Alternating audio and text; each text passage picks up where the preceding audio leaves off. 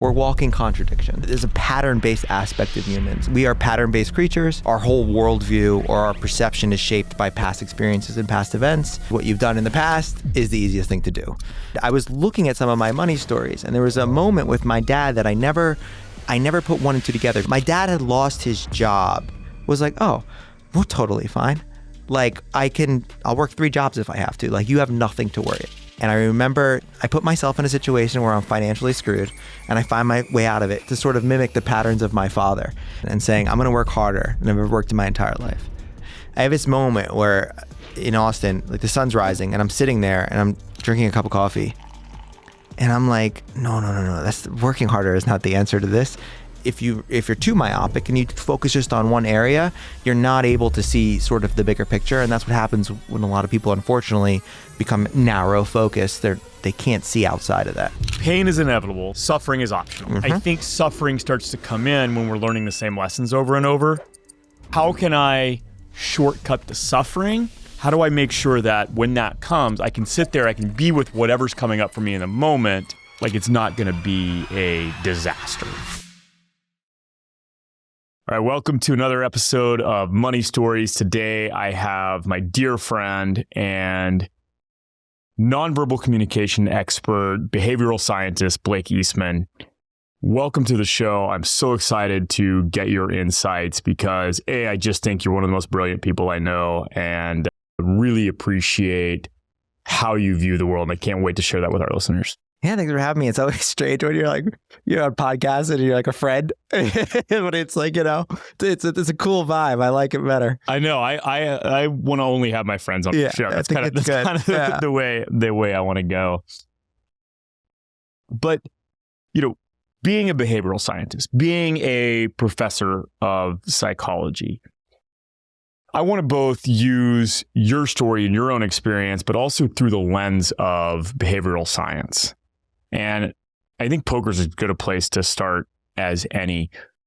What do most people get wrong about the psychology of money? Why do most people, when there's so much good advice out there about what to do with our money, why do people fail to follow that? I mean, all of the research on economics and cognitive bias, I think there's this notion that we're logical, rational creatures, and we're not. We're walking contradictions in so many various ways. And I think if you sort of understand the culmination of research that's been done and just look at sort of history and look how people directly act in alignment with something that's they're not incentivized to do, but continue to do it, it sort of shows that there's a pattern-based aspect of humans. And I think that's what comes up with money more than anything else. We are pattern-based creatures.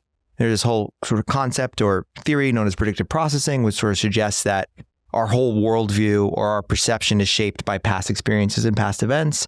And our brain is this energy conservation machine that's obsessed with doing what conserves energy. And sometimes what you've done in the past is the easiest thing to do. So, that I'm really big on childhood shaping your worldview, perspective, and actions around money. I've seen it play out in clients. I've seen it play out in my own life. And I think a lot of your money answers or psychology of money are embedded in those earlier years. I think it's a great point. And, when I think about our brains as pattern matching machines, right? The way I like to explain it is if you rewind a few thousand years, our brains evolved with one function, is to keep us safe. So back in caveman, hunter-gatherer days, I eat the red berries made me sick, I don't eat red berries anymore. Well, that decision cuts off a whole slew of healthy, nutritious red berries, but the brain's on default mode saying, hey, I don't eat red berries because they make me sick. I think if we think about it through that lens, that's essentially what we're doing. We see these things in childhood, we get these patterns that keep us safe, so they came from somewhere good. And yet they become limitations because we're actually just cutting off a massive amount of information and data that's available to us. Yeah. And we have blind spots and rationalizations and all these things, and we keep going, it'll be fine, or this is, and that's why you need people around you to show, it's not really in alignment with what you want. Totally. Well, that's, when I think about my work, the first question, the first question people ask when it comes to money is like, where are the best returns? I'm like, that's question 7. Yeah. Like, let's back up. Number 1 is, what do we want? What are we actually solving for? Like, why are we making money in the first place? Then we can start to back into some of these other decisions. But I think there's a real lack of first principles thinking in the finance world. I totally agree. I think, working with a lot of corporate clients, I'd say, giving everything in their life to become like a managing director or senior SVP or something of an organization, or even an entrepreneur. And it's so fascinating when you ask people like, okay, I get it. Like, you want to exit at 100 million or 200 million, and you ask them why, and they just don't really have an answer. It's like, it's pretty fascinating. It's almost great when people answer and like, it's completely dumb. I don't care. But I've always thought I'm going to exit a $100 million company, and I just want to go out and I want to tell people that I exited for $100 million. I'm like, okay, fair. Totally fair. Totally fair. It's your prerogative. Like, it's your choice. Like, I wouldn't want to do that, but good. At least you have an answer. But people just like look at you like, I don't know. And I did the same stuff. Totally. I've been there. Well, let's pull on that thread a little bit. How did you get interested in cognitive behavior, and what does that journey look like? I've always been interested in people. I think at the first, people would scare me. A lot of anxiety when I was a kid. So it makes sense that I got pulled to like forensic psychology and sort of like trying to more deeply understand people. I think people are pulled towards the things that are probably they fear or they want to learn more about. And then it's just a fascinating subject. But the truth is, a lot of my worldview or perspective right now, a lot of psychology is kind of crazy to say, but like bullshit. Yeah. Yeah, it's just a lot of research is not really good. When you're studying humans, we're so complex. We're not these basic. Anytime you hear like, 86% of people are not, that's not real. It's just like some sort of study. And if you actually read the study and understand the study, you'd be like, oh, okay, this is not. But we live in a culture right now where everybody's like, so if you want to change your ex, a study found that so you should do that. And even in grad school, I was kind of like sitting there and I'm like, this sounds a little bullshit. Like, this doesn't really make much sense. This is how we're taking these really big aspects of human behavior. So I'm not interested in study. I'm more interested in like a cross-disciplinary approach is where everything gets answered. So if you look at things through the lens of like sociology or neuroscience or psychology and history and cultural anthropology, you start to get answers. And I believe that if you're too myopic and you focus just on one area, you're not able to see sort of the bigger picture. And that's what happens when a lot of people, unfortunately, become narrow focused. They can't see outside of that. And I'm grateful that I didn't go down that path, because entrepreneurial pursuit allows you to sort of go this way and not this way. Well, and, backing out even further, what you're doing now is essentially the intersection of practical application of behavioral science, because there's a poker connection. Yeah. And poker's fascinating when it comes to cognitive biases and decision making, right? So tell us a bit about that link. How did you get into poker, and how has that shaped your connection with behavioral science? So the real reason I got into poker is I saw Rounders when I was 17. And at the time I only had one job in my entire life. I don't think I ever told you this. I made tie-dye t-shirts from the age of 12 to 17. I was almost like a sweatshop worker in my neighborhood. And I watched this movie Rounders and I was like, I want to do that. Like, that's so cool. And I became obsessed with it. And I studied and I learned. It was a lot of volatility. I didn't really make it into something that was making money until I was 21 or 22. I probably got more insights about poker coaching it than playing it, just because you don't see the stuff that you do. You see the patterns and stuff that other people do. And just I could talk about this for like thousands of hours. Like, it's such a phenomenal game for understanding human behavior, money, psychology, economics. You could just draw correlates everywhere.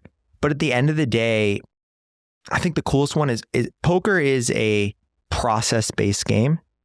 So you're always focused on the process, not the outcome. And in poker, when you're first learning this game, you become very outcome oriented. So you play a certain way. Some night it does well and you're like, oh, I'm really getting it. And then you play the next night and you lose a lot of money and you're like, it's not working out for me. But what you're really looking at is the underlying thought process.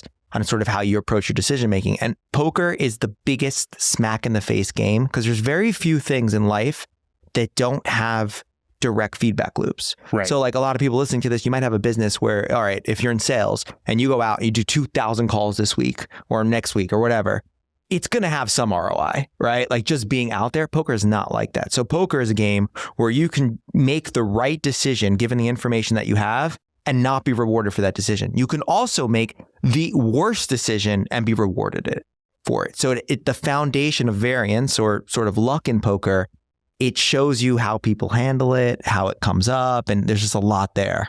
I actually think it's a perfect microcosm for business. Yeah. Because, as someone who's coached a lot of founders and business owners, I think one of the most confounding things for us as entrepreneurs is when we put in the correct inputs and then don't get the expected output. Yeah. I'm on my third company now, and there tends to be this sense that comes up for me of like, I should know better, or I should know how to do this, and it should be easy. And it turns out, despite all my experience, despite, building and selling 2 companies before, despite coaching hundreds of founders, like I still bump up against personal limitation. As I'm like, how do I not know this by now? And I did the right things. I know exactly what I should be inputting here to be successful. And yet it doesn't work out the way I think it's going to. Yeah. I mean, it's part of the reason. It's also why anybody's in their own business, it's kind of a cool exercise. But if you had somebody's same exact business as you, and you stepped out of your own business and you were able to coach somebody who had the exact like clone of your business, you'd be world class. You'd be like, do this. But when it comes to your own stuff, all those limitations, all those aspects of it, they act as barriers. And that's why I've worked with a lot of executives over the years, like founder CEOs and a CEO, 2 different beasts, man. Founder CEO, so you're always dealing with some personal stuff. And with a CEO, it's very different. They're cold. They're more, let's look at it, bottom line. It's just, they don't have attachment to product. They don't have attachment to how they're being seen. They're just dealing with it. But founder CEOs also have that love and that care and so that you see the beauty of both sides. It's, Totally wild. Well, let's dive into a few concepts that shape people's relationship with money. For example, like loss aversion. This drives a lot of our behavior in poker, in investing, when it comes to business. How do you view some of these things, and how can we understand these concepts and apply them to make better decisions? I mean, I think that everybody has, the reason why I'm laughing is because like loss aversion was a principle that didn't connect with me. I never had it. I was a psycho. I would, make $150,000 one week, lose it all, and be okay with it. It wasn't, after a while. I had a psych. I loved the volatility. Mm-hmm. And I'll tell you, so my dad passed of ALS, like a year ago. And I was looking at some of my money stories, and there was a moment with my dad that I never put 1 and 2 together. Somebody said something to me, is like, because I had great family. My family was loving and supportive, but my dad had lost his job. And I remember there being like anxiety in the family for the first time. Like my mom was making jokes like, oh, we're just gonna eat pasta every night. Like, and I remember sitting down on this table with my dad. It's like one of those visceral moments. And I'm like, what are you gonna do? And my dad, with such like authority, was like, oh, we're totally fine. Like I'll work 3 jobs if I have to. Like you have nothing to worry about. And I remember feeling like good after that. And then I realized that I literally, throughout my entire 20s and early 30s, lived that. I put myself in a situation where I'm financially screwed, and I find my way out of it to sort of mimic the patterns of my father. And I was like, that can't be it. And it was totally it. Because like once I got that, I was seeing that like I was trying to sort of replicate that dynamic. And I had a very volatile financial life from 20. Like anybody who has stories, I always beat them. Like when everybody's like, oh, I have a worse story, I was like, let me tell you where I was. I just did not fear the bottom. And it's good. And I remember this one moment being at home with my mom, and I had every single bank account was overdrawn. I was probably like 1.4 million in debt. The IRS, Southern District Court of New York, was coming after me for around $750,000. and I had literally no money. Like my accounts were overdrafted. And I walk outside and there's this like tree right near my mom's house. And I'm like, I'm fine. Like that's all just my narrative around money. Like I am safe. I am fine. I have a house. I have a family who loves me. I have food and I can find my way out of this. And that has almost been not good for me because so I've had to raise my standards for what I'm willing to, because I used to have no problem. Like, oh, $0 in my bank. I don't care. And then it goes, okay, 50K, and then it's 100K. And then it starts sort of raising what I'm willing to do. And at this time of life, not willing to have that. I'm not willing to be like, oh my God, what? But in my 20s, I fed off having my back up off the wall. And I'm the entrepreneur I am today because of all those moments. I mean, our stories have so many parallels, right? Like, I mean, I was addicted to risk. Certainly, like my fighter pilot, mentality of hair on fire, back against the wall. And it's almost like I was playing games with myself of like, how far can I go in and still pull myself out of this thing and pull a rabbit out of the hat at the 9th hour? Oh, yeah, baby. And I got really good at it. Yeah. Right. And, the universe will give you an opportunity to learn a lesson. And if you don't learn it, it'll make it a little bit harder and a little bit harder and a little bit harder until the lesson is so intense and in your face that you can hang up the phone and go, okay, I got it. And the reality is I had the opportunity to learn the lesson of not putting my back against the wall many, many times, but I would always come out in the 9th hour. And so it wasn't until I got universally smited that I was able to integrate and go, oh, I actually don't have to operate this way anymore. Yeah, the IRS sent me a letter 2 days before Christmas. And I remember like shaking when I'm reading it. And it's like, oh, you didn't file your taxes for the last 6 years. See you in court. We filed for you. Here's the amount of money you owe. And Southern District of New York, been through 2 audits, been through all that stuff. And like, going through it, it's just like irrational fear as an entrepreneur of the IRS. They're a very reasonable organization. It's like, here's my money, here's my this, here's this. I didn't do anything wrong. I just didn't file taxes. I got fined out the ass. But I got, my biggest money lesson from that was this. There's a big difference between accountants and tax lawyers. So accountants sort of tell you what to do as a byproduct of laws, and this is what you do. Tax lawyers, those people are savages, dude. Like just the way that they think. So here, like, there's just so many stories about like tax law and how that, and like, for example, I didn't file 1099s. I ended up filing them, but it was so interesting. I was like, I want to sleep at night. I want this to be done. And my tax attorney is like, okay, slow down. Like, let's not go too fast. I was like, no, but let me explain to you. As a CPA, let me tell you, you have to file your 1099. That's what you got to do by this date, blah, blah, blah, blah. As your tax attorney, let me tell you what happens when you don't file your 1099. And I was like, or is it 1090 or whatever it is?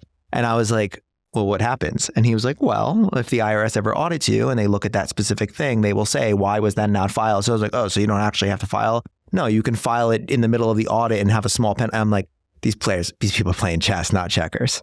And like just in the audit, the lawyers did things that my accountant was like, you can't do that. And the lawyer's like, you can totally do that. He never filed, so you can retroactively file a C Corp or S Corp or whatever it was. Do this, totally on books. There's nothing wrong with it. He saved me like $90K.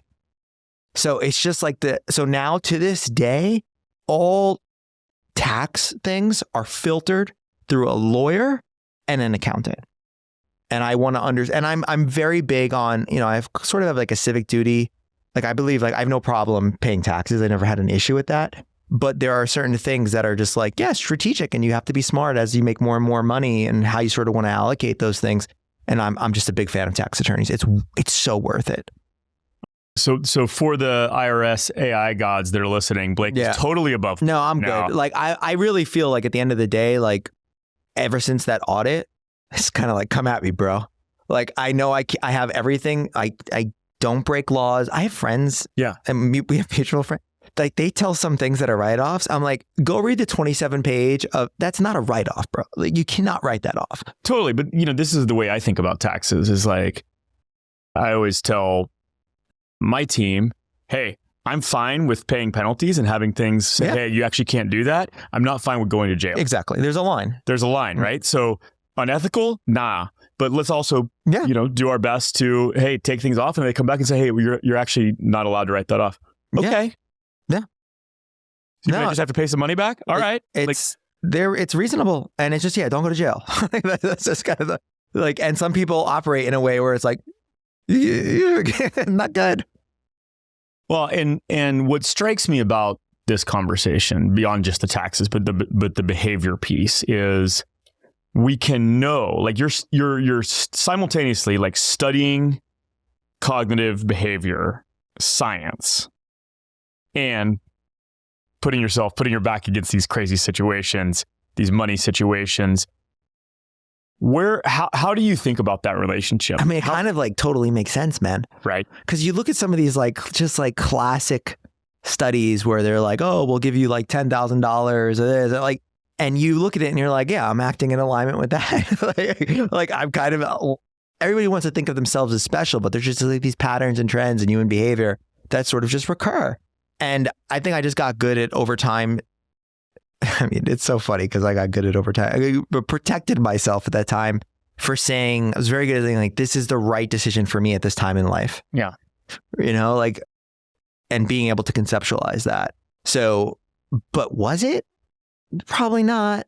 But I thought it was when I thought it through and really looked at it. And I mean, there was a couple times earlier in my career where doing well with poker, could have easily invested in a couple of startups that are now very big companies. And it's like, oh, I would have made a lot of money. Same thing happened with BTC. I don't want to tell you those stories, but I guess there is a confidence and an assurance that I'm going to get to where I'm going to get to. So I don't really care that much about, I think that's what poker teaches you. It doesn't teach you this, like, I missed out on this opportunity. And I don't even think about it because and then I get that and I get into a car accident and I die. You just don't know. So what's the point of shaping the past? But looking at future, you don't want to make the same mistakes over and over and over again.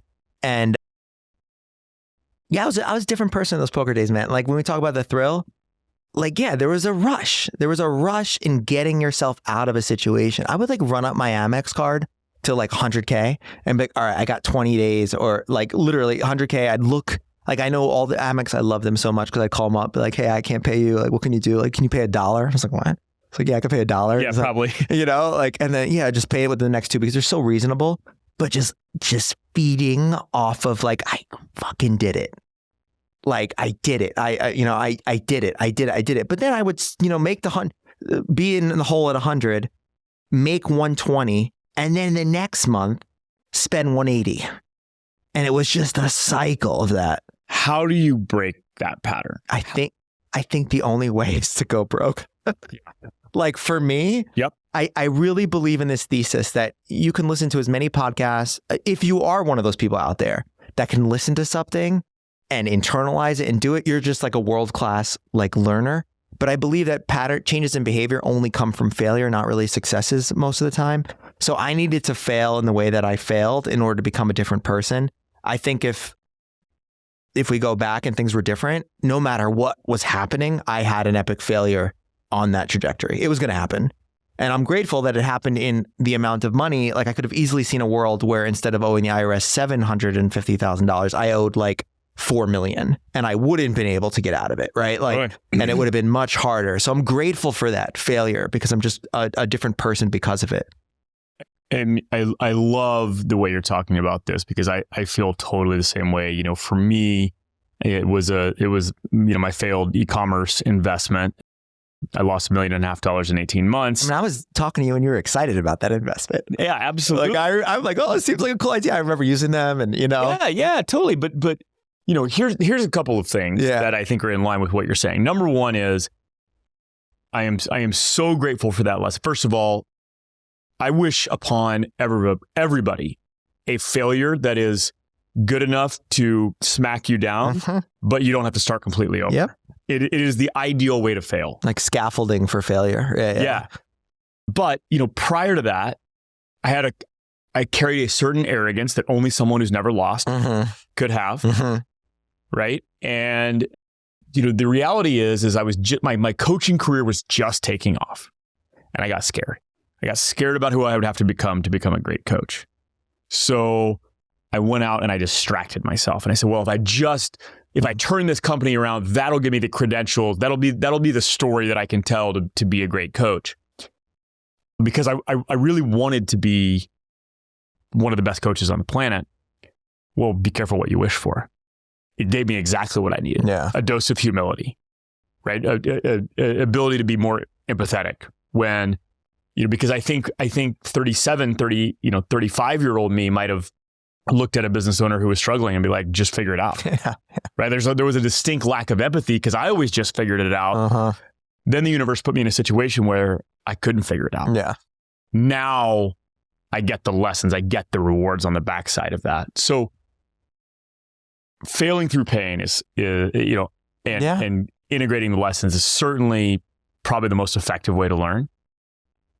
But I always say now, I love learning the hard way, but I'm trying to quit. So if I want to do my best to not learn the hard way in the future, where do I start? Well, I think the interesting thing is me and you are in an echo chamber because we're very similar.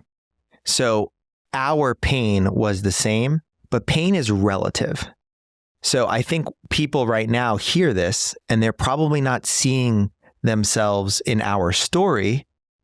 And they're masking from the fact that their relationship with their wife is terrible, that they don't see their kids, that they work 16, 18 hours a day. Like, you have to see the pain. Like, if you're not seeing the pain and everything's working, great. But that's where we hide out. So like the first thing I really think is sort of like the life audit of like what's in alignment, what's not in alignment, what's working, what's not working, and having someone else sort of facilitate that for you. To just be real honest with yourself of like, okay, is what I am doing actually learning?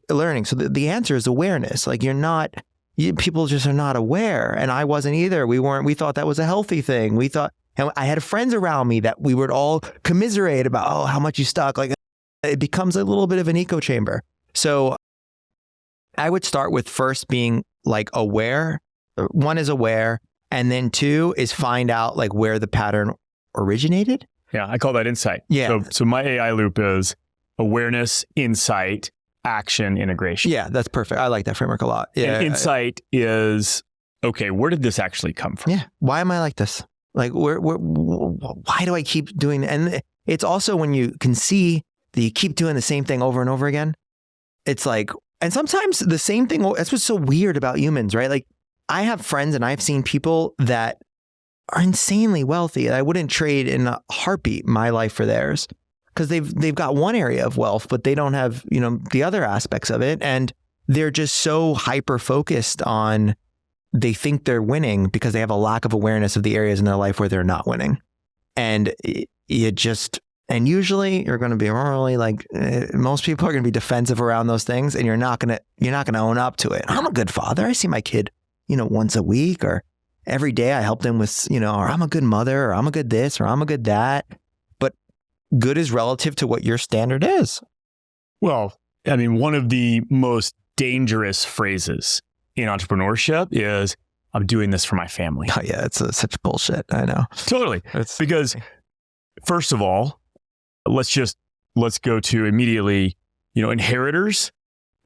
Yeah, they lose it all. Well, it's also a burden that they didn't ask for. It's so true. Right? There's zero empathy for people who inherit money. It can be quite isolating to have this thing that you didn't ask for placed upon you, right? So that you never have to work again. Like, you draw immediate ire from society when you walk in anywhere. Yeah. And then if you ask most kids, would you prefer, your dad to be there with you at dinner every night, or would you prefer him to hand you this empire on the backside? What are they going to choose? Yeah. No, it's my biggest fear, man. It's like, I remember being young and my mom, I told her this when I saw her over Christmas. I was like, do you remember this? She's like, no. I wanted a pair of sneakers, and my mom like gets down on her like knees. She's like, Blake, I would love to get you everything and anything. We just don't have the money. We have enough money to buy like one pair of sneakers per like 6 months or whatever. And we weren't poor, but like, it was like, and I was like, okay. And that was like a driving force is like, I want anything when I want it, where I want it. Do not tell me no. And the whole joke was like, where did you come from? Because I was so different than the rest of my family. But then it's like,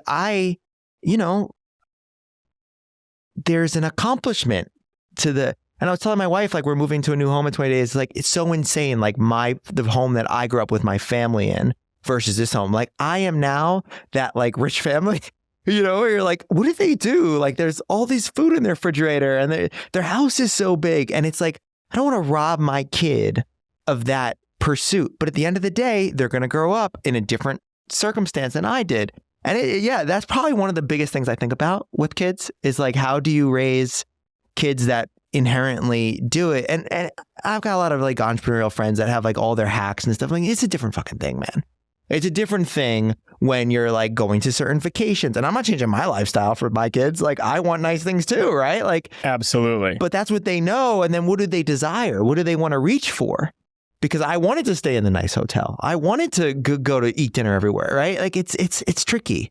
Totally. Well, I mean, a client of mine often says, like, you can't expect a kid to have Honda taste when they were raised with Mercedes. So, such a good line, right? Such a good line. Like, you're setting the baseline for them.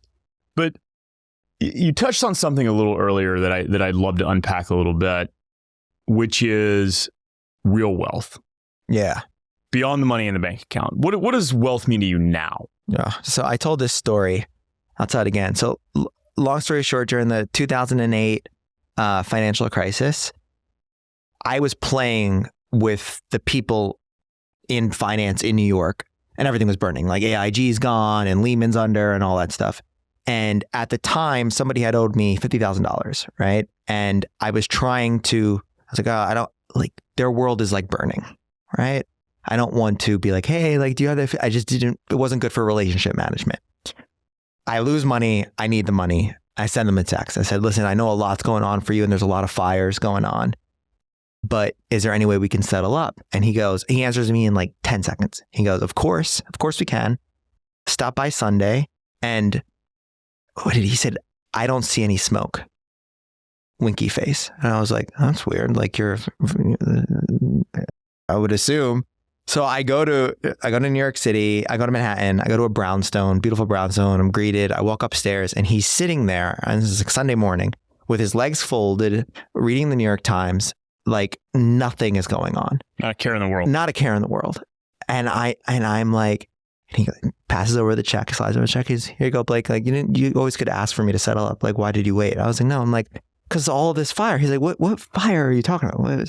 What burning? And he's like, this company is like, I know Brothers just you're crashed. directly involved in all of this. Like, your name was in too big to fail. Like, it's what's going on? And he was like, I've set my life up in a way where I'm fine. There's no risk for me. So yeah, it sucks. And yeah, it's this, but like, I'm good. And to me, in that moment, it was such a thing of wealth. But later in life, I realized it wasn't. So he passed away like 5 years ago, and he didn't live a wealthy life. He had he didn't have a good relationship with his kids. He didn't have a good relationship with his wife. He was maniacal about making money and very good at it. But later I realized, like, oh no, like, I want the comfort of what he said and the assurance, but I also want connection and family and my own time and my own this and my own that. And I idolized him for a while, and he was kind of like a mentor to me, financially at least. Yeah. But I wouldn't have learned those other lessons from him. And, to this day, like, when my dad died, like, I'm glad my parents went on vacations and did all those things, because, like, my dad thought he was going to retire and travel and do all these things, and he died at 65, and we always plan for that. So it really did change my foundation of certain things. And to me, wealth is really, a lot of it's a byproduct of time. A lot of it's a byproduct of like the people you spend like, I believe that I'm immensely wealthy right now. And I may not have, hundreds of millions of dollars or anything like that. But like, if somebody asked me to be wealthy, I'd be like, yeah, because my definition is probably different than what most people do. And then like, this is the whole joke. When people tell you stuff and you're like, yeah, whatever. The tie-dye t-shirt, this is coming back to it. the owner of it, this guy, Steve's, I wonder if he's still alive. I should reach out to him. He says something to me that I never understood. He said, Blake, it's not being rich that's fun. It's getting rich. And I was like, what do you mean by that? Like, what, are you nuts? Like, no, it's the path. And it totally is now. It's like when you look back at it, like you remember what got you there and what you had to go through and what you had to attain. So I feel like you have to have fun in the journey. If you're not having fun in the journey, you're just chasing a destination, you get there and then it's like, then what? I mean, one of my favorite quotes from Jim Rohn, right? It's the true gift of wealth is the person you become along the way. Yeah. And that's the reality. And if you don't become the person who's capable of being wealthy, you might have money, but your habits and your mindset are not going to allow you to be wealthy. Yeah. Exactly. Right? I mean, I know some people, some of my clients are just like, they're insanely wealthy. And they'll say things like, but if the markets crash, I'm like, if the markets crash, you're still fine. What are you talking about? But you see how that scarcity mindset is what has made them so wealthy, but then they can't enjoy it. They can't truly enjoy the money. I mean, wealth can absolutely be a prison of our own making. Oh, yeah.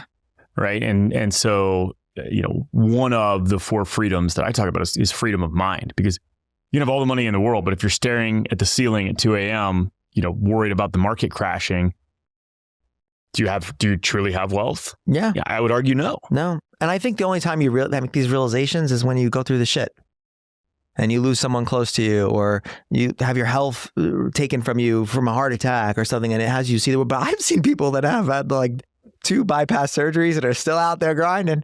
So everybody learns at their own timeline, Totally. I mean, like I said, I'm trying to get better at learning the first time or the second time the universe presents me with a lesson. My friend Dan, our friend Dan, gave me a word for that the other day, divine assignments, and if you don't learn the lesson from the assignment might just get harder until you do. Yeah. And it really is, I think these things are placed in our path so that we can get the answer and then go learn, something new.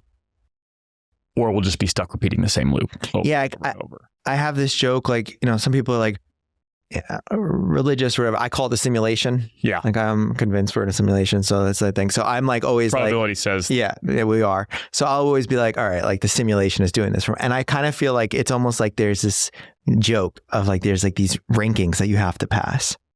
And it's like, so, okay, first get out of this loop and then get out of the net. But you're always in some sort of challenge or loop that you've never arrived. And especially if you're like sort of entrepreneurial mindset and, improvement and all that, there's just always something to sort of break through. And that's life, right? Like that's what life is playing that game. And it's like, I really wish I could give myself like advice at 21. I wouldn't have listened to myself though.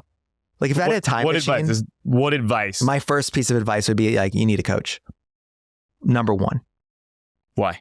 Because I couldn't see my own blind spots. And I really didn't get that at that point in time. I was like, I had so many people, man.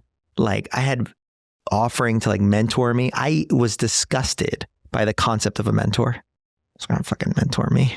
I had such a chip on my shoulder. I was like, just myself. I had this whole thing that like if someone mentored me, they would rob me of my own success because I didn't attain it myself. So I wouldn't want to even like, hey, Blake, I could put you in touch. I don't need to be in touch with that person. Where did that come from? I think a fear of like, almost like trusting not trusting others. And also just an addiction with the validation that I did it. Like I was very big on that. Like I did it. It was me. I was the source of this. And that's changed over time a lot where it's like, no, I just don't see. Someone said something to me recently. He was like, you got to stop being Kobe Bryant and start being Phil Jackson. And I thought that was a genius reframe. And it's like, it's not about, and Steve Jobs is something that I love. Somebody asked him a question. They were like, what's the best thing you've ever made? Your best product you ever made? He sat there for like a couple seconds and he's like thinking, he's like, the team that built the iPod or iPhone. And I was like, ooh. And it's like, and that's what I want to be more about. It's no more about Blake. It's about like inspiring others and building this apparatus that can accomplish sort of amazing things. And that's been sort of like my new game. But I'm still a little bit of a lone wolf. It still comes up where I'm like, I got it. I'll do it. That's like my own thing. And then I did a exercise. It was very helpful. I was having trouble with outsourcing things because I'm just so used to doing it. So I recorded my screen for 8 hours the entire day. And I made one of both EAs go into it and say, you pick things that you're going to take off my plate because I'm not good at telling you. So now like every month they'll pick like one of my screen shares and be like, oh, why are you fixing this? Like I could do it because I'm still just like, I want to do it. I want to do it. Yeah. The thing that strikes me though is that I think there is a bad idea out there that if we heal or break these patterns that we'll never deal with them again. Oh no, they'll come up over and over and over. They're going to come up over and over again. And B, so it's not to get rid of it. It's to be at choice with it because at some point being a lone wolf still may be a massive benefit. It is. So, okay, when do I choose it? It's not my subconscious driving it anymore. It's not, I'm at choice with when and how to apply this, but I still have access to that part of me that made me so successful. I mean, it's still a very deep part of my identity. Yeah. So like before I was waiting for you, I was having a 15-minute conversation about production setups with the owner of this place. And I like the fact that I'm able to talk about marketing at a high level, talk about, development and design. I love that. I love that I get to do whatever I want every day. So some entrepreneurs will say to me like, for some friends, like, oh, I don't even know what solution we're using. That's someone else. And I'm like, okay, I get that's for you, but this is where my enjoyment comes from. So like, don't make me wrong for the fact that I have this. However, there's a fine line between understanding these concepts and me working an entire day on something that I should not be doing, and that's sort of the line. Well, I mean, I agree with you. Best advice, hire a coach, pay for other people's playbooks, right? Yeah. There's the fast way and the slow way. The slow way is the expensive way. Mm-hmm. First of all, you can either pay that money up front, shortcut the pain, get somebody else's playbook, or you can build it yourself through blood, sweat, and tears. You're going to end up spending more in market tuition on two. But in that same breath, it's going to sound like I'm talking out both sides of my mouth. Like, so other people's frameworks can only go so far. We got to take those frameworks and then we got to mold them to what we actually want with our outcome, like, because everyone has different outcomes. Yeah. So let's triple click on frameworks for a second, right? Yeah. So there's a lot of frameworks, framework-based thinking, structured thinking, great. Nothing wrong with it. But the truth is there is a propensity to sort of carbon copy a framework in business and entrepreneur and this, that the context is very decisive. And it's like, that will not work here. And it may not work because of the market. It may not work because of the product. It may not work because you're not willing to give up the ability to utilize that framework. So that's why coaching is so valuable. Like where if you're just taking information externally and you're like, oh, let me use that framework, your coach can be like, whoa. Like I have this with all the time with my clients. One of my company's early startup doing really deep tech AI stuff. I was like, dude, why are you not talking your entire meeting? Like the team doesn't think that you're like actually involved. They don't know what you're doing. You don't talk. You don't say anything. An hour-long meeting. And he's like, well, I saw Jeff Bezos say that like he doesn't like to speak in the beginning of the meeting because it impacts. I'm like, whoa. Okay. So Jeff Bezos has an insane level of status and hierarchy and sort of icon mythicism behind him. And that's why he doesn't talk. But in the early stage of your business, these people see you as equals. You don't have that. You can't carbon copy that. It doesn't work. Right? It's not going to work. And that's like the whole thing of like, you take stuff outside and you don't understand the context. A coach should be able to see the nuance and context and find out use this framework, use this thing, use this thing. Well, and also discern correlation versus causation. Yeah.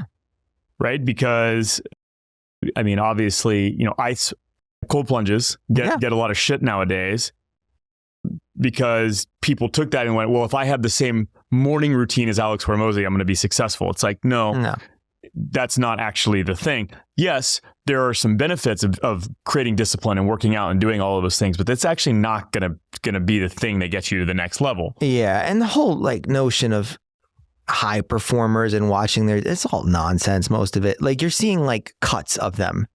You're not seeing them pick their fingernails or like scroll through it. I love, Dan did a post recently about, he's like, I spend 2 hours a day on TikTok. And he's like, it's my downtime and it's research and that's where I forward it out and do this. And it's like, there's just this idolization. Like there are some days of the week where you will look at me and be like, that guy is a savage. Like I wake up, I write 6,000 words, I work out, I go to a meeting, I do a workshop, and you're like, wow. And then you see the next day and I'm literally on the couch playing video games.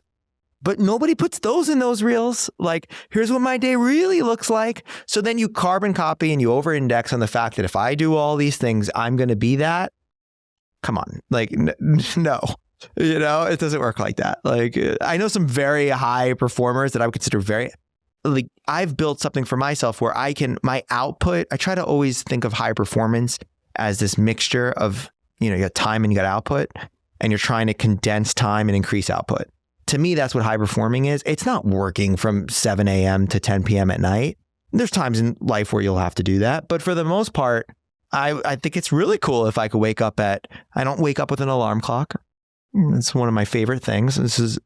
I love it. I don't have any meetings scheduled at the time so if I wake up an hour later, it happens, and my sleep's pretty locked in because of Molly, but like my wife's a sleep expert. So I have that, but it's my own freedom.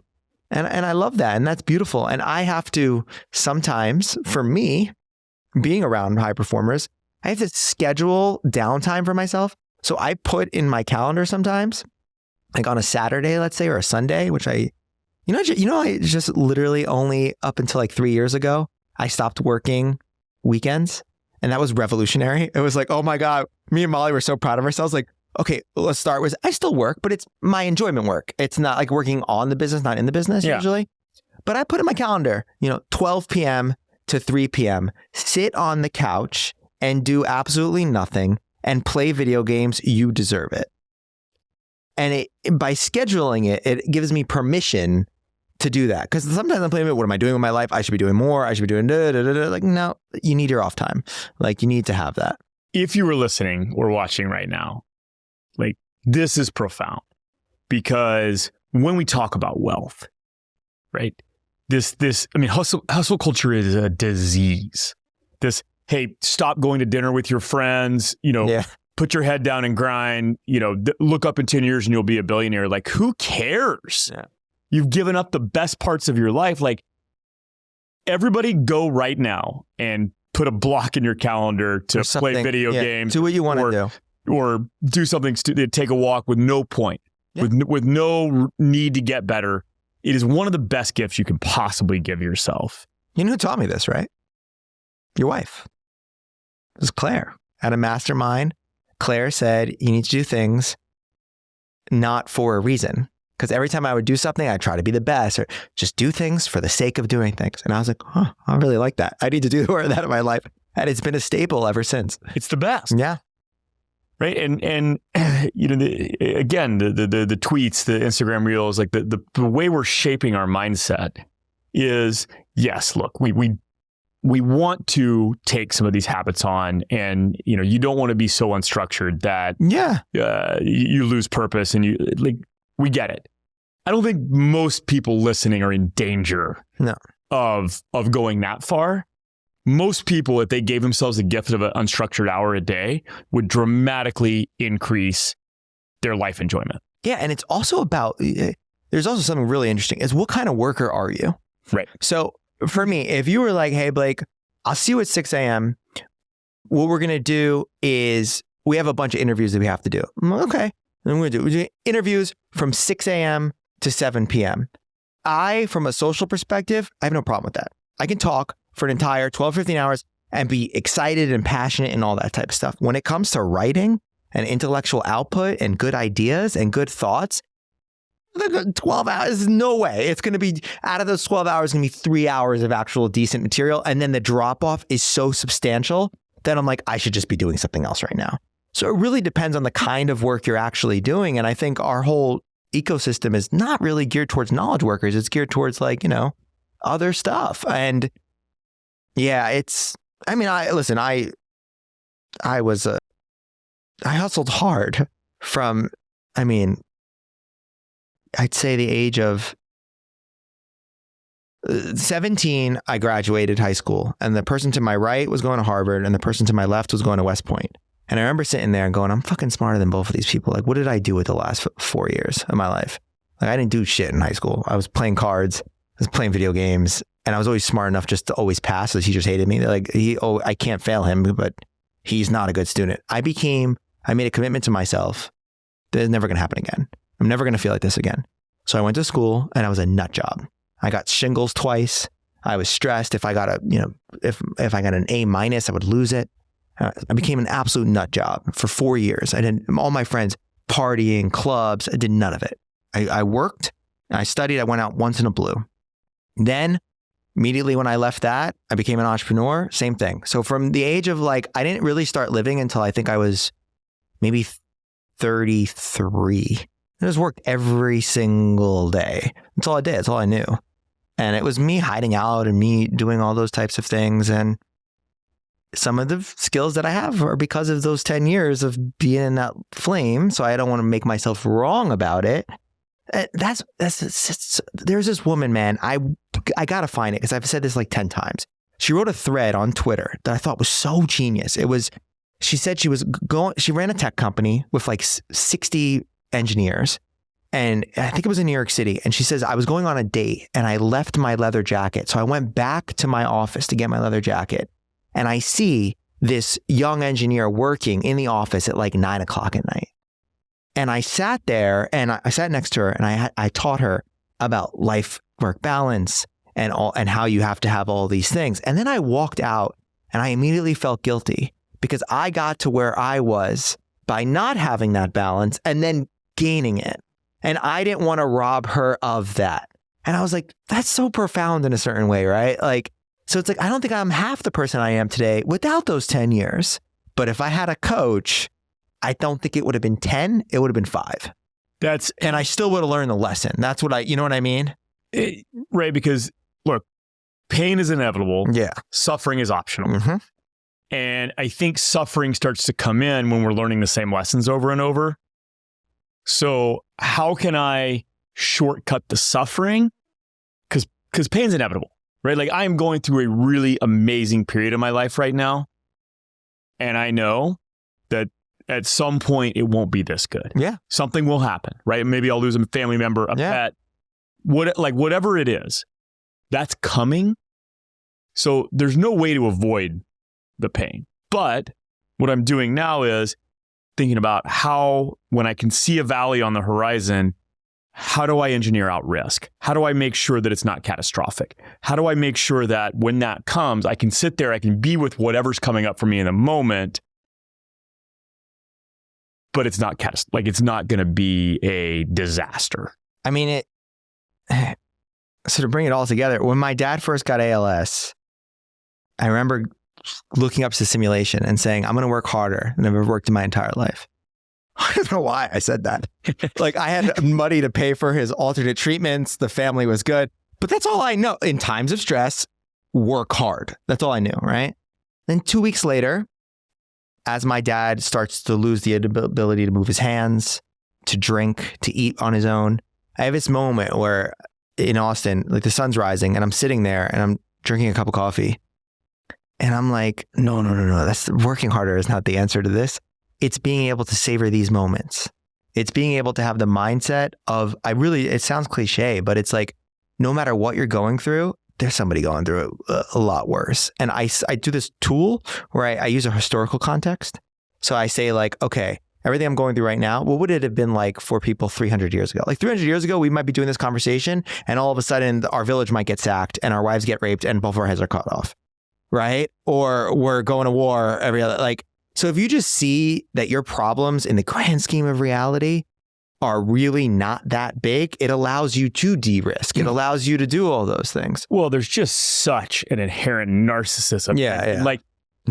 When I hear, and I'm gonna get on a soapbox. Like when I hear people that compare wearing masks in COVID with Nazi Germany, I'm like, no, different. Anne Frank was underneath floorboards with machine guns over. Like, how dare you compare having to wear a mask to the fucking grocery store. Yeah, different dynamic. Like this is not the same. These things are not the same. And the fact that you would compare them, it says more about you than maybe we want to get into right now, right? But so I agree. Like this is inoculation from. It's not the trauma Olympics, right? Like all we have is our own lived experience, and me losing my dog could feel the same as somebody losing their entire family, right?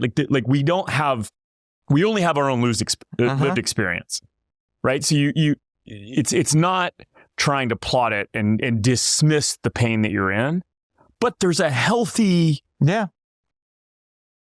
there's a healthiness to saying, hey, you know what? This is the best time in the history of the world to be alive. Like people are really worried about politics right now. They're really worried about a lot of stuff. This is the best time in the history of the world to be alive. Things are only getting better.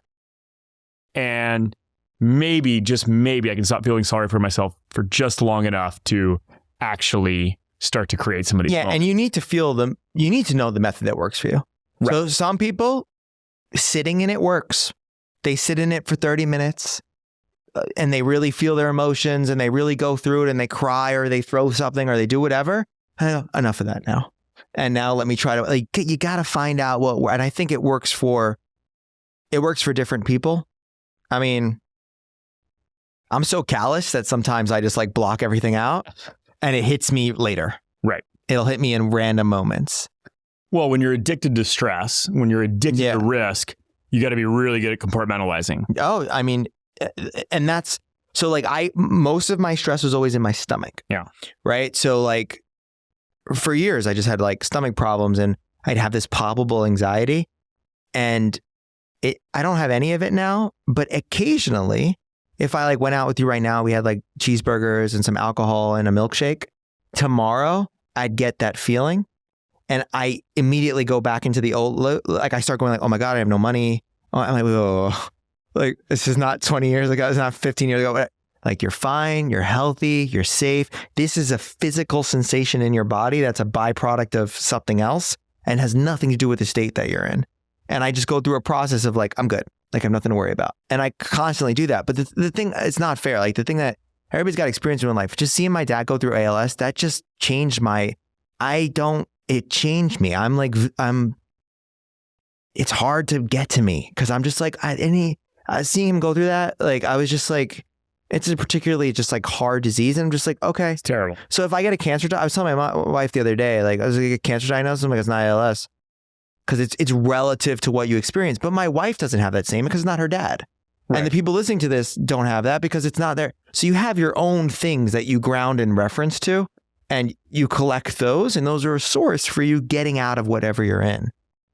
Yeah, I love that. There's a gap, right? There's a relativity gap. And if we could identify that gap, that is actually where we can maybe elicit some of this. And you're talking about. That's right? where people make the mistakes. They hear your story and they try to relate to your story. So they're oh, you know what you should do? You should just go work out more. That'll fix it. And it's well, it worked out for me. So what you could say is listen, I have no idea what you're going through. I have no idea your relationship to your family or whatever, or what you lost. But I can share with you what helped me when I was going through something similar. It's so much more responsible. It's oh, you need to fucking just go out and just go in the cold plunge every day, or you need to do this, you need to do that. It depends. Totally, man. Well, and then, on that note of coaching. Yeah. There is a lot of prescriptive stuff out there. Mm-hmm. And the reality is we don't have the context. We don't know. Everyone's situation is different. And so, for me, a core principle is always to lead with that vulnerability and go, hey, look, I don't have it all figured out. Here's what's working for me right now, or here's what I'm struggling with right now, and here's how I'm attacking that. And then, in turn, you're giving the gift of that vulnerability to somebody else to go, oh yeah, actually, I'm struggling too, and maybe that'll work for me. Context is everything. Totally. It's just more context you can create, the easier it is to answer questions.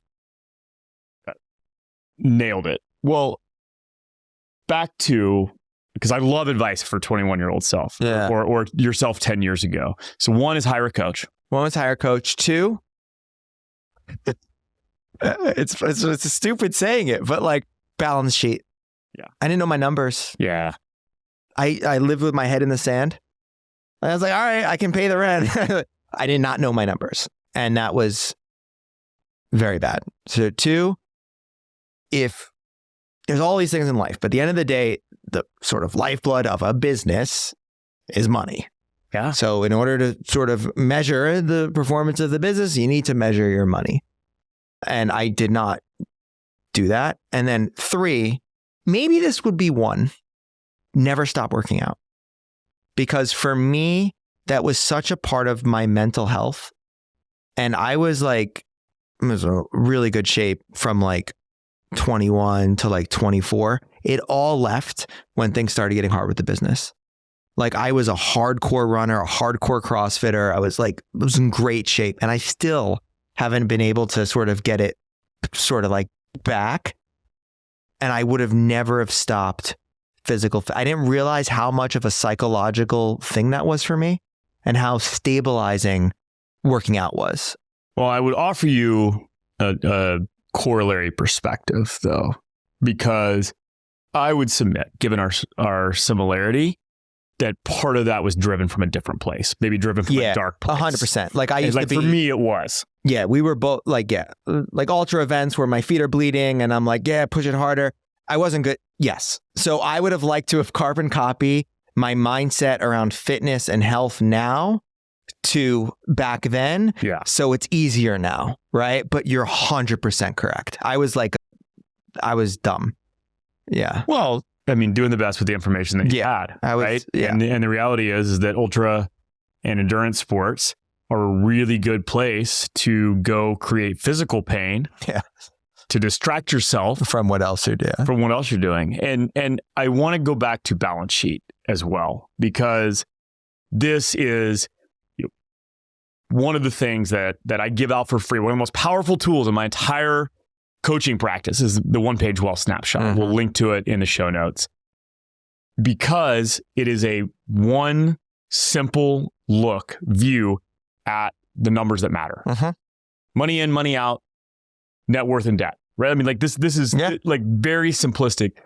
The reason we don't look at that stuff is we don't want to know the answer. Mm-hmm. But not knowing the answer causes way more stress. So much more empowering to know what reality is.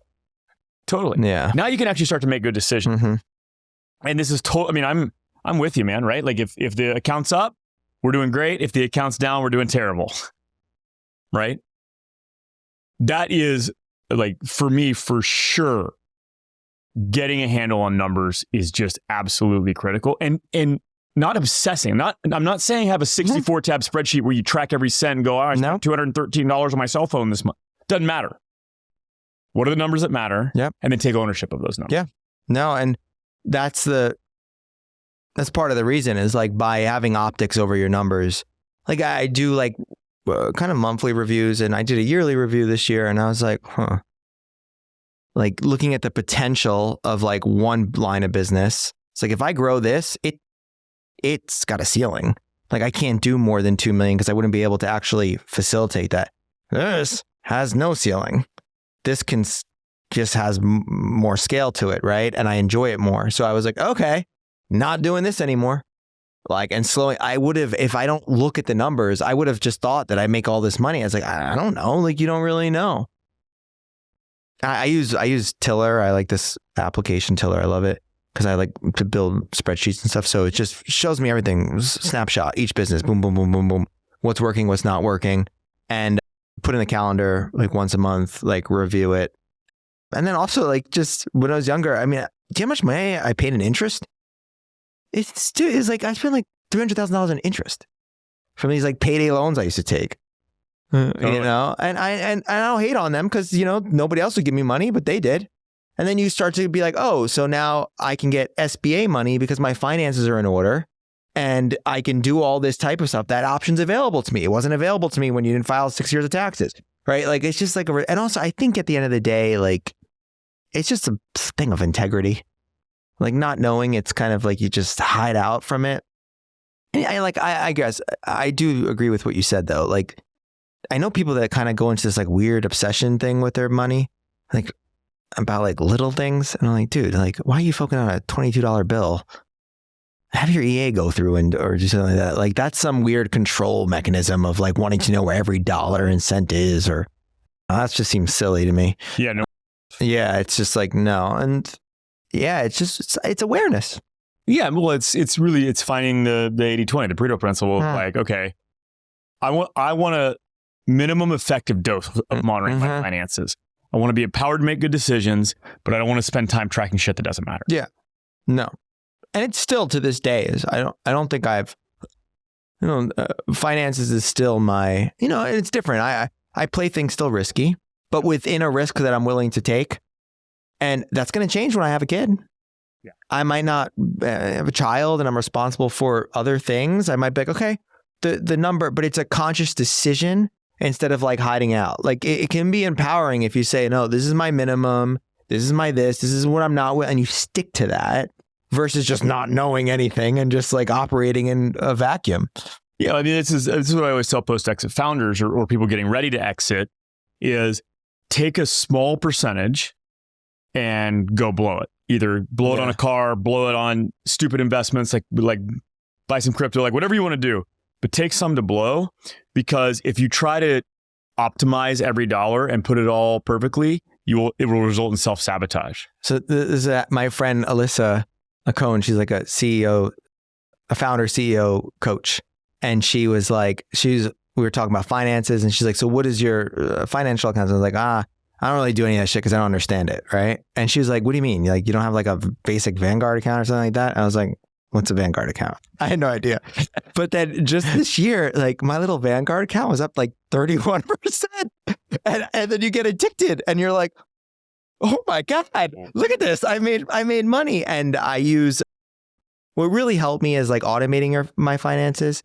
I use this routing software. Oh, I forgot the name of it. But basically it like auto deducts from my accounts, because if it's there, I'll spend it. So I need to just like, and then I forgot about this thing and I look in my account and I was like, holy shit, this is so cool. And then you get like kind of addicted to the game of like building wealth and it becomes fun and you're sort of in that game. And I think that's what it is. If you could enjoy the game of it, it becomes like, it's fun and not saying like, oh, I have to, or if I get to this, I'll get to buy this or buy that. And yeah, I have enough money now to do pretty much whatever I want to do. Like, it's not like, and I don't know if it'll change. I think I think this year is like a breakthrough year for me financial wise, is that like, yeah, like you realize that like more is not really going to do much. Like I'd like to build a new house.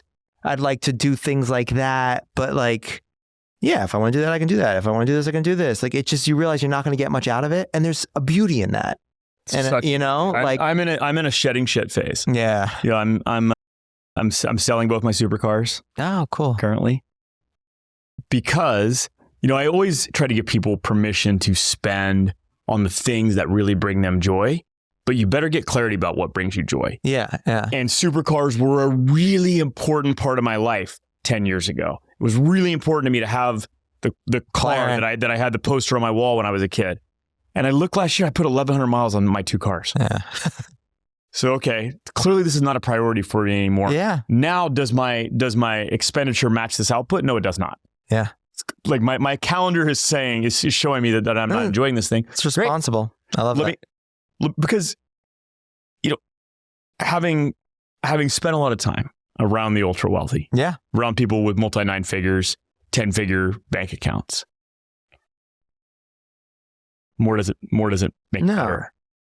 And it's also just, everybody's got their own stuff. Like I have never, we're all sitting around, everybody's talking about their McLarens and their this. And I'm like, I love my Tesla. Why? Like I'm not a car guy.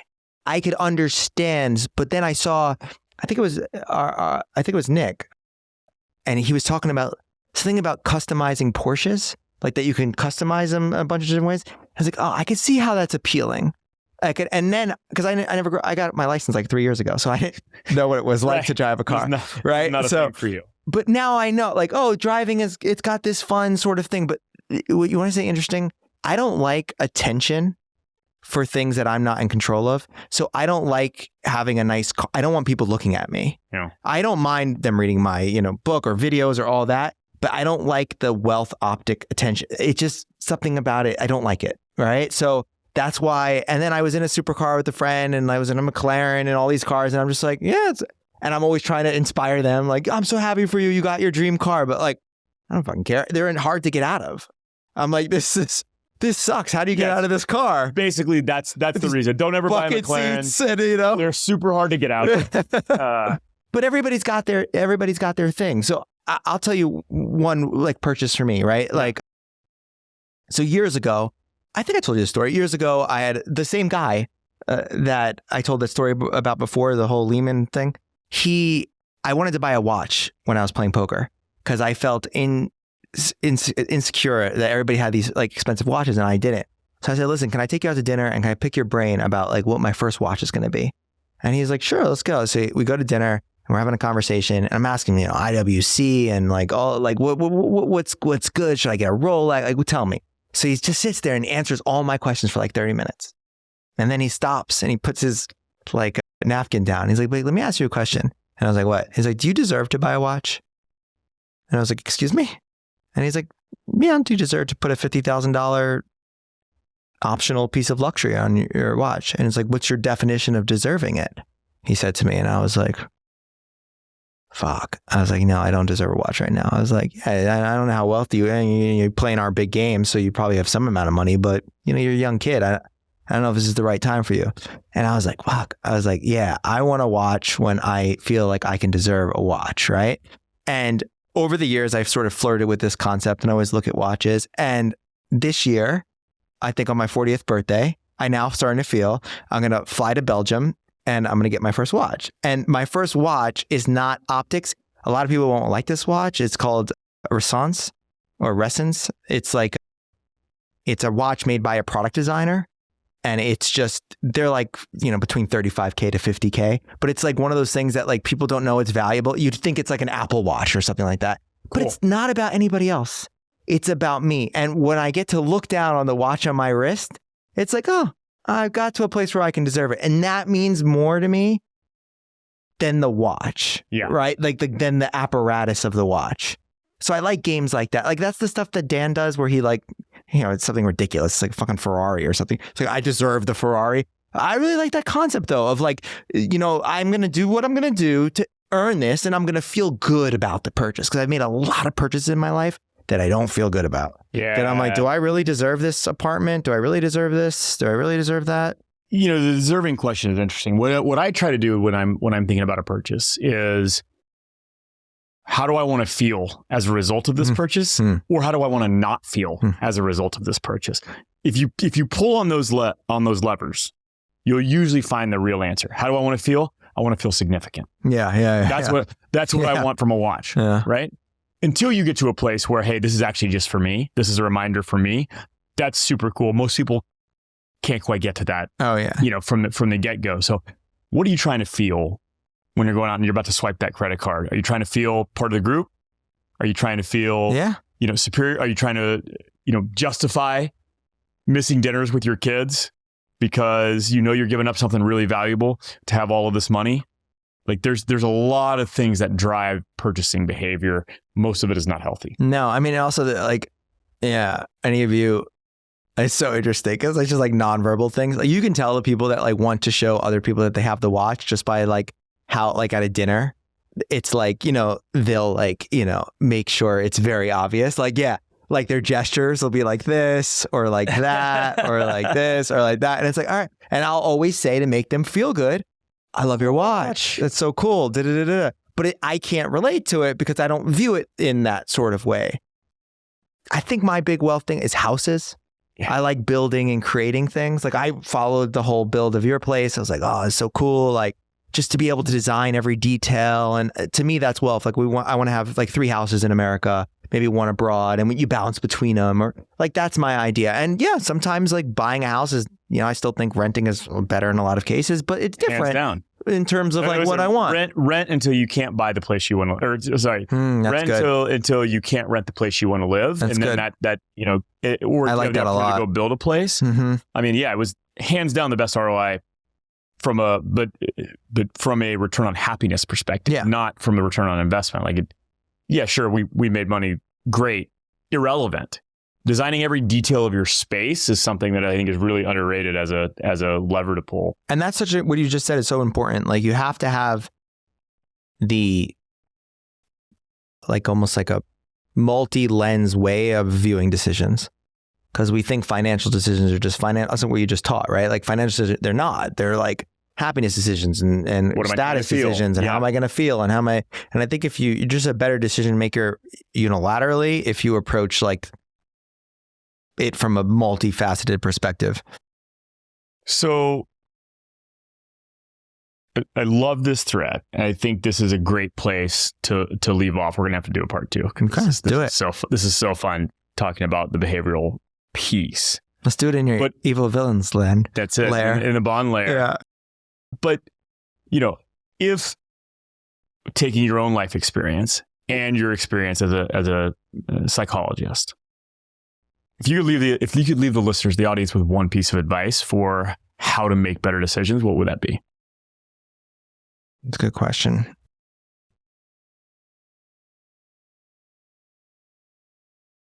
So interesting. I guess where the conflict comes up is like, I kind of feel like the life advice is better than any psychology advice out there. It's just like the truth. It's totally. So what have you learned that you want to share?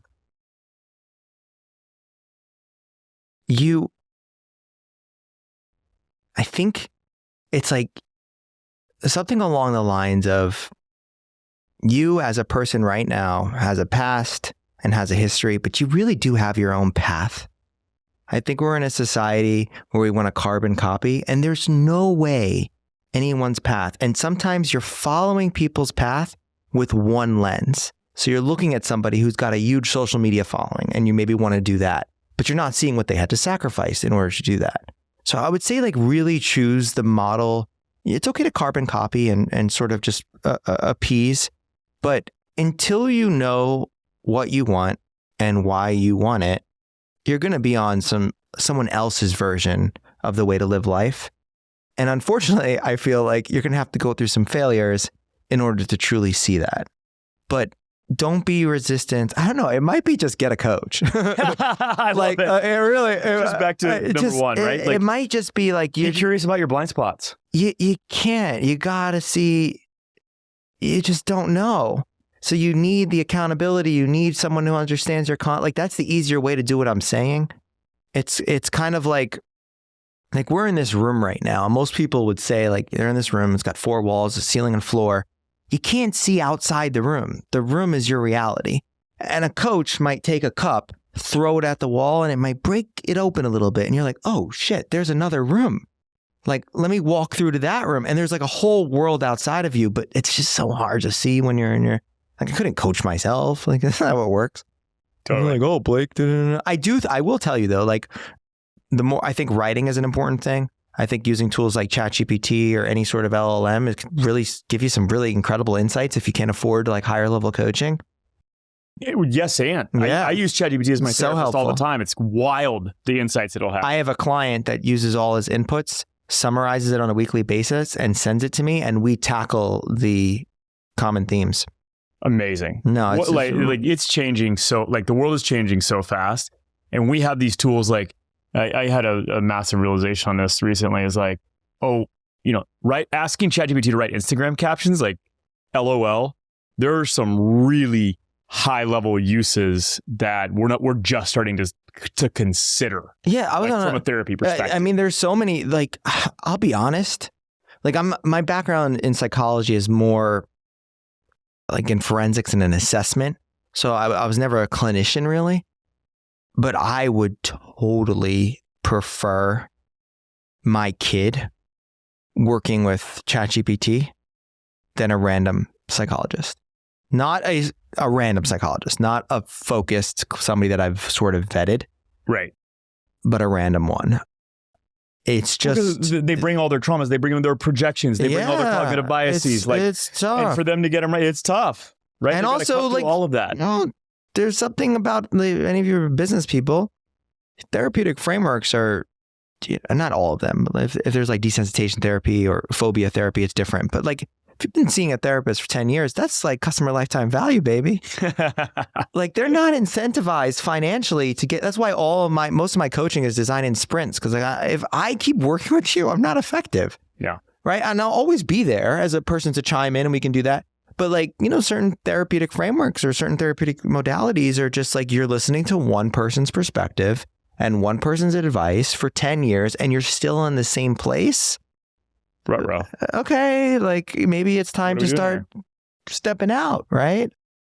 And I'm not saying therapy is, listen, I think that therapy is phenomenal and all those tools are great. If you're struggling with certain specific things, it's very good. Yes. Like if you've got a fear of flying, there are effective frameworks for reducing that are documented, that are well established.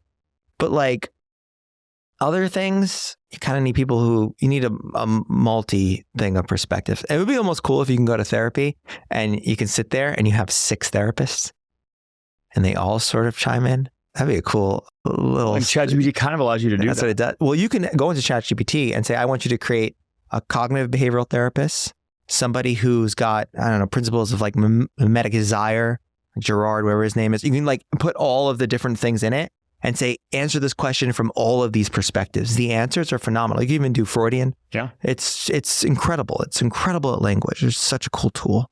Yeah. What an amazing conversation. Yeah, Thanks for wide ranging. We went all over the place, learned a lot.